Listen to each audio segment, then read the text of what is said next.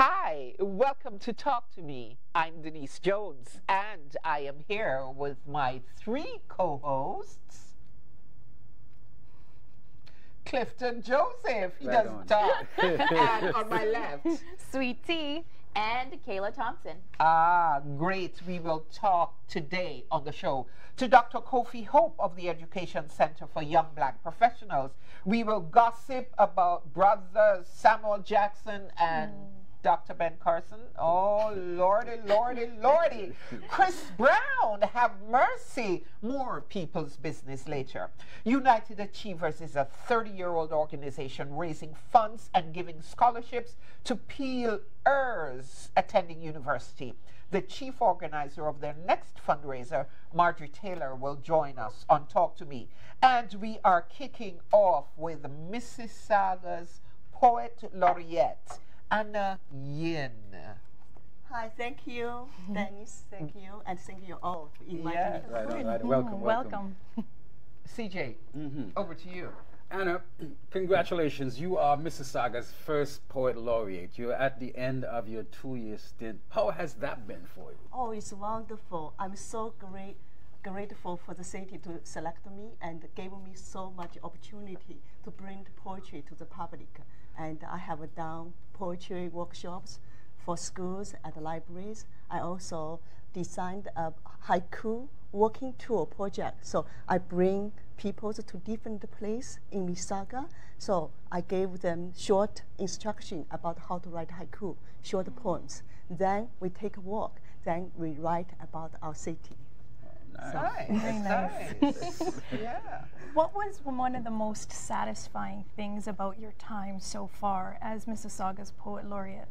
I'm so happy because I got so many invitations to present for the public. For example, Canada Day, for example, for Remembrance Day, and so a lot of big events. And the city brings the poetry to the general public. That's wonderful. So this gave the message, and to say the poetry is very important, and the art is the soul of our city.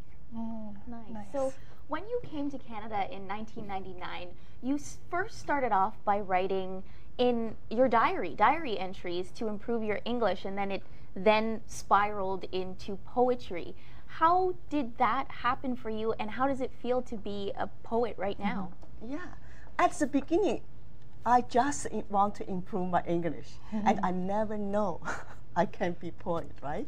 But the good thing is when you continue doing something good for you and good for others, eventually the path maybe will like open up and build the right way to go. So, and today reflect all these things. I'm very grateful because poetry totally changed me. So you're at the end of almost at the end of your term. Yes. And the city of Mississauga is selecting a new Poet Laureate for another 2 years.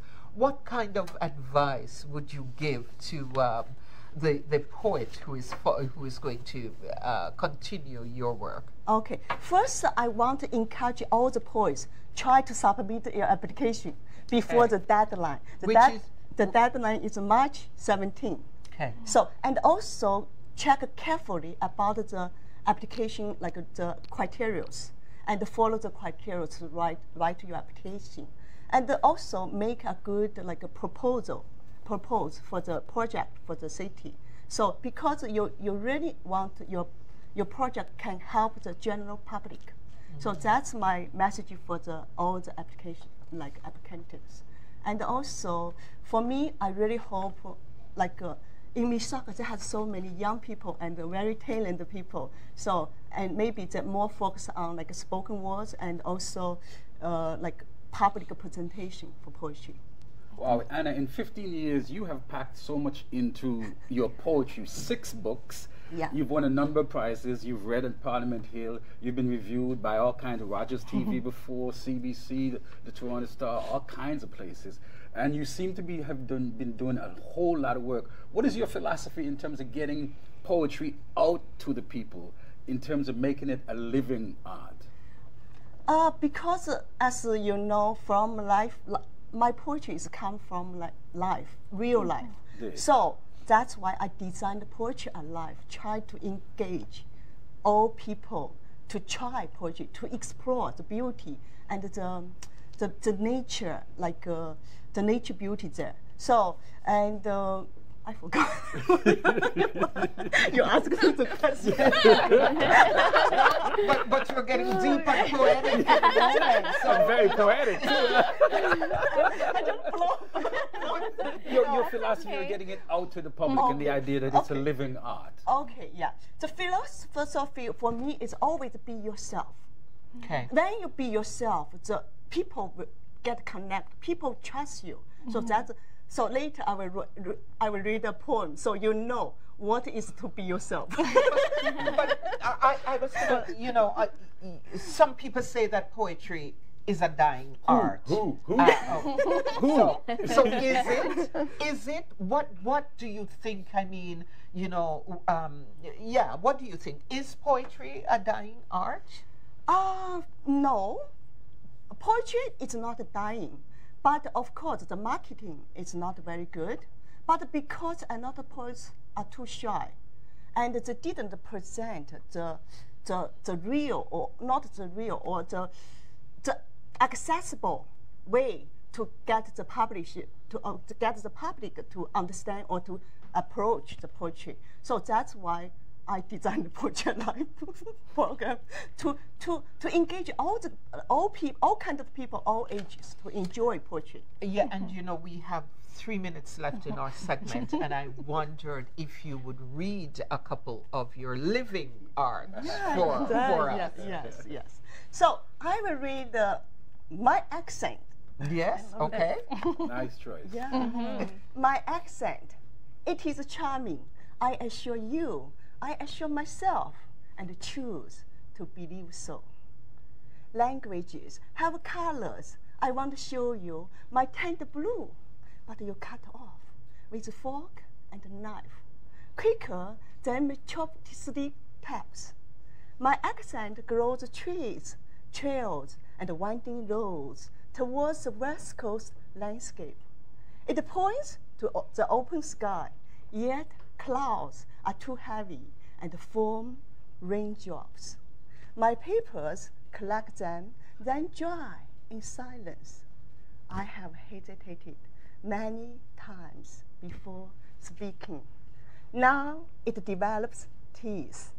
Even with gaps between, I decide this is my voice. It's from my true life. And you have a final piece for us? Another one is for our city. So, life jars. When I was a child, I was told silence is like light, having colors and faces. Walking through the country in the dark, I used to fill a glass jar with fireflies. It became my green starry compass. When I inhaled the silence, I could hear quiet voices from living creatures, each making music of its own life. Now grown up, every day's busy journey in this hectic city, I thought our life jars must be full of mundane trifles and noises. Yet, wandering into ravines in this urban landscape, I can find the silence, and silence, where it opens a door like sun rays breaking through. Riding along the lake shore, I see sunset's serene reflection on the lake. The port-crested lighthouse topping its splendor. A baby swan takes off.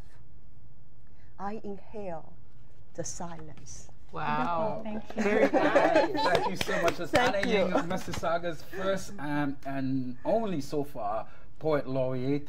The competition for the next Poet Laureate closes March 17th. You can contact the Mississauga Arts and Culture Department for more. Thank you so much, Anna. Thank you Ying. very much. And of course, you can get to Anna at her website, www.anna.yin at .com. And you have poetry.com. you have a few books available. That you've Yes, written. yeah. Yes. And I also have the new book this month will publish. So this is a full collection of haiku. And because I did the project for the city, so I wrote so many haiku. So I said, okay. And later, a lot of people asked me, do you have the haiku book? I said, I don't have. So I wanted to write one more. Congratulations. All right. Congratulations. Thank you And very thank you very Thank you. much for Okay. being with us on Talk to Me. We'll be right back. Okay, thank you. So.